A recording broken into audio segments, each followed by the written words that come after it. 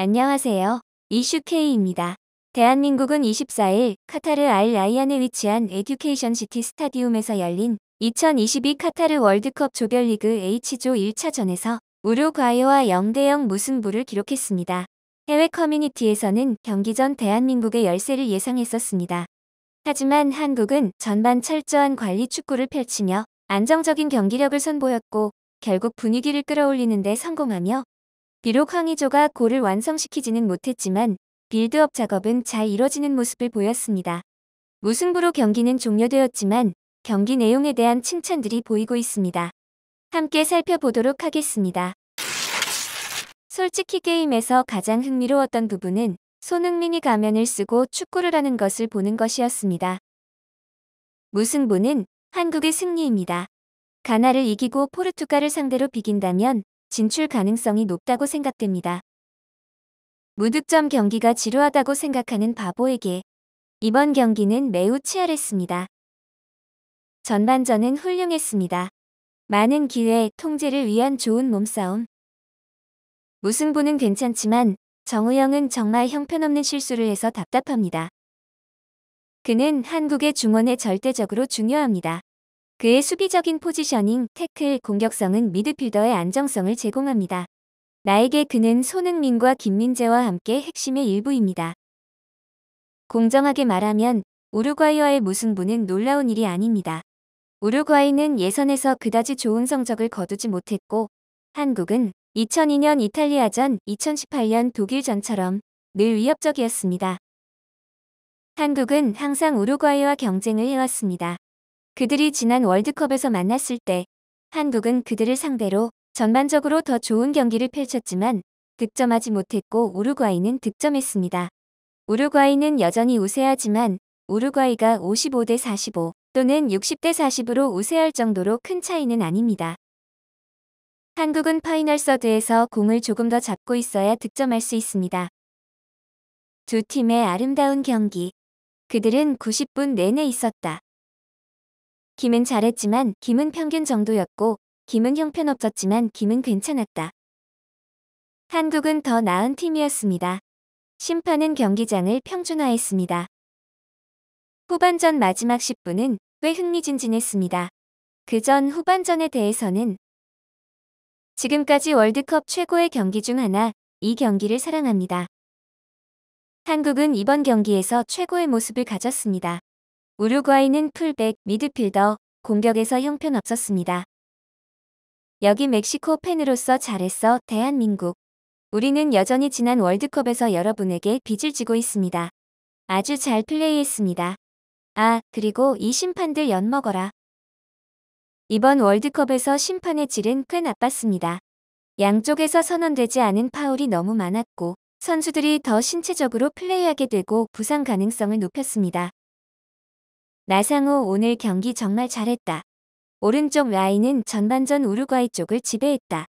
이강인의 실효성을 높이려면 포메이션을 바꿔 공격형 미드필더나 섀도우 스트라이커로 투입해야 한다. 한국은 수비에 더 많은 선수가 있는 경기는 이기기 어려울 것이다. 벤투 감독이 이강인이 수비적으로 좋아져야 한다고 말했다. 하지만 그는 게임 체인저이고 한국의 공격력 변화의 신호였다. 진짜로 벤투가 이강인을 스타트 멤버로 하는 것을 얼마나 내키지 않아 하는지는 저를 당혹스럽게 합니다. 공격은 그가 투입된 후 더욱 불꽃이 튀었습니다. 벤투가 1분도 채 남지 않은 상태에서 옐로카드를 받은 이유입니다. 이강인을 선발로 내세우지 않은 그는 옐로카드를 받을 자격이 있습니다. 황의조가 기회를 놓쳐서 아쉽지만 솔직히 한국은 월드컵 이전보다 좋아 보입니다. 손흥민이나 다른 공격수들이 다음 경기에서 골을 넣기를 바랄 뿐입니다. 한국 수비는 할 일을 했다. 브라보. 그들은 지루한 0대0을 만들지 않았습니다. 두 팀은 끝까지 많은 기회를 보였습니다. 우루과이에는 12명의 선수가 있었고 한국은 매우 믿음직스러운 오른쪽 골포스트를 가지고 있었습니다. 일본에서는 후즈TV에서 생중계를 했고 대한민국과 우루과이의 경기 시청률이 10.6%를 기록할 정도로 관심이 뜨거웠습니다. 여전히 강력한 피지컬과 이전까지의 피지컬 중심의 경기에서 변화한 벤투 감독의 빌드업 축구에 대한 반응이 뜨겁습니다. 일본 네티즌들은 경기 후 어떤 반응을 보이는지 들여다보도록 하겠습니다. 수아레스, 오랜만에 보았지만 움직임에 깨끗함이 없어 유감이었다. 카바니는 크로스나 공중전이 적었다. 발베르데는 투지 넘치는 플레이로 좋았다. 한국은 손흥민의 컷신이 강력있다. 결정적인 기회가 있었기 때문에 그것을 넣었다면 한국이 이긴 경기였다고 생각한다. 서로 결정적인 기회를 놓쳤다. 이겼다고 하면 이겼을지도 모르지만 지지 않아서 좋았다고 하는 게 맞는가. 하지만 이것으로 승점 1점밖에 얻지 못했기 때문에 나머지의 상대를 생각하면 조별리그 돌파는 힘들어졌을까. 한국도 승점을 얻어서 좋았어요. 일본 대표의 대활약에 자극을 받고 있는 것은 아닐까요? 서로 자극해 아시아 축구의 레벨업이 되면 좋을 거라 생각합니다. 정치와 스포츠는 별도. 손흥민은 아시아 넘버원의 선수. 솔직하게 그러한 선수가 있는 것은 부럽다.